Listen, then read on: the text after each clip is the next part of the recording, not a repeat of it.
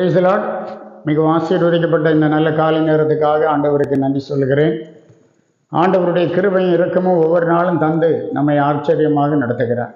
இந்த உலகத்தில் நம்முடைய அன்றாட வாழ்க்கையில் ஆண்டவர் அதிக கவனம் செலுத்துகிற தேவனாக இருக்கிறார். நம்மை விசாரிக்கிறார். வேதம் அதைத்தான் சொல்லுகிறது. அவர் உங்களை விசாரிக்கிறவரானபடியால் உங்கள் கவலைகளை எல்லாம் அவர் மேல் வைத்து விடுங்கள் என்று. நாம் கவலைப்பட தேவையில்லை. காரணம், இந்த உலகத்தில் நமக்கு என்னென்ன தேவை என்கிறத நம்முடைய பரமபிதா அறிந்திருக்கிறார். பிதாவாகிய தேவன் அறிந்திருக்கிறார். ஆகவே அவர் எல்லாவற்றையும் நமக்கு அருளை செய்கிற ஆண்டவராக இருக்கிறார். நாம் தியானிக்கும்படியாக தெரிந்து கொண்டதான வேத பகுதி யாத்திராகம புத்தகம் 23வது அதிகாரம் 25வது வசனம்.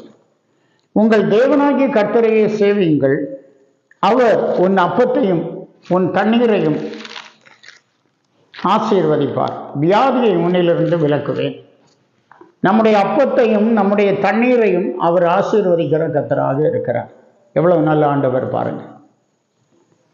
அன்றாட ஆகாரத்தை நமக்கு அருளை செய்கிறவர். இயேசு சொல்லுகிறார், எங்களுக்கு வேண்டிய ஆகாரத்தை இன்று எங்களுக்கு தாரும் என்று ஜெபம் பண்ணுங்கள் என்று. ஆம், ஒவ்வொரு நாளும் அந்த ஜெபம் நமக்கு தேவை.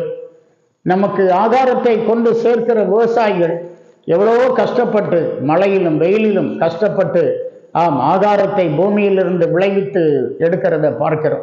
வேர்வை சிந்தி விளைவித்து எடுக்கிறார்கள். அது பாருங்க, மார்க்கெட்டுக்கு கொண்டு வந்து நம்முடைய வீடுகளில் கொண்டு வந்து நம்முடைய வாயில் வந்து சேரும் வரைக்கும் அதில் எவ்வளவோ ப்ராசஸ் இருக்கிறது. இப்படியாக கர்த்தர் நமக்கு ஆகாரத்தை தருகிறார். ஆகாரம் விசேஷமானது. ஆகாரம் இல்லாமல் மனுஷன் வாழ்ந்திருக்கவும் முடியாது என்று பார்க்கிறோம். அவர் உன் அப்பத்தையும் தண்ணீரையும் ஆசீர்வதிக்கிறார். இன்றைக்கு அநேக இடங்களில் குடிநீர் பஞ்சம், தண்ணீர் இல்லை. அப்படிப்பட்டதான சூழ்நிலையில தேவன் நமக்கு தண்ணீரை தந்து நம்மை ஆசீர்வதிக்கிற தேவனாக இருக்கிறார். இது பயங்கரமான வேனில் காலம். பெங்களூர் பட்டணத்தில் கூட தண்ணீர் இல்லை. இன்னும் பல இடங்களில், பல பகுதிகளில், உலகத்தின் பல பகுதிகளிலும் தண்ணீர் வேகமாக குறைந்து வருகிறது. கிரவுண்ட் வாட்டர் லெவல் எவ்வளவோ போய்விட்டது. சில இடங்களில் சீரோவாக காணப்படுகிறது.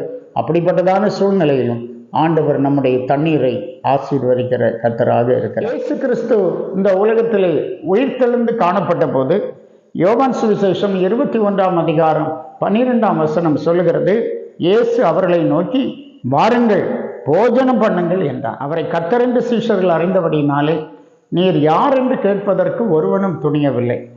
அப்பொழுது இயேசு வந்து அப்பத்தையும் மீனையும் எடுத்து அவர்களுக்கு கொடுத்தார். அவருடைய பிள்ளைகளை போஜனம் பண்ண வைக்கிறதுல இயேசுவுக்கு ரொம்ப சந்தோஷம். அப்பத்தையும் மீனையும் அவர்களுக்கு கொடுத்தார். எவ்வளவு சந்தோஷமான ஒரு காரியம். உங்கள் தேவனாகிய கர்த்தரையே சேவிக்க கடவீர்கள், அவர் உன் அப்பத்தையும் தண்ணீரையும் ஆசீர்வதிக்கிறார், வியாதியை உன்னிலிருந்து விலக்குவேன் என்று கர்த்தர் சொல்லுகிறார்.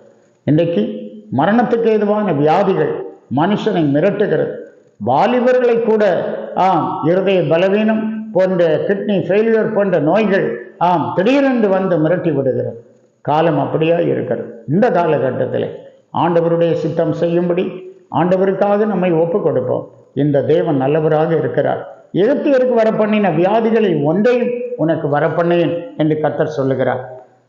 மார்க் 3ஆம் அதிகாரம் 15ஆம் வசனத்தில் இயேசு சீஷர்களை ஊழியத்திற்காக அனுப்பும் போது வியாதிகளை குணமாக்கி பிசாசுகளை துரத்தும்படி அவர்கள் அதிகாரமுடையவர்களாய் இருக்கும் அவர்களை ஏற்படுத்தினார். வியாதியின் மேல், பிசாசின் மேல் அவர்கள் அதிகாரமுடையவர்களாய் இருக்க வேண்டும் என்று கர்த்தர் ஏற்படுத்தினார். இன்றைக்கும் கூட ஆவிக்குரிய சபைகள் வியாதிகளுக்காக ஜெபிக்கும் போது, பிசாசுகளுக்காக ஜெபிக்கும் போது பிசாசுகள் ஜனங்களை விட்டு ஓடோடி போகிறத பார்க்க முடிகிறது. வியாதியிலிருந்து ஜனங்கள் சௌக்கியமாகிறத, சாட்சி பகருகிறத கேட்க முடிகிறது. இதை அறிந்த நம்முடைய நாட்டில் கூட அஸ்ஸாமில் இருக்கிறதான மதவாத அரசு மேஜிக்கல் ஹீலிங் அதை தடை பண்ணி இருக்கிறது. மேஜிக்கல் ஹீலிங் என்று அவர்கள் சொல்லுகிறது எதை என்றால் தெய்வீக சுகத்தை.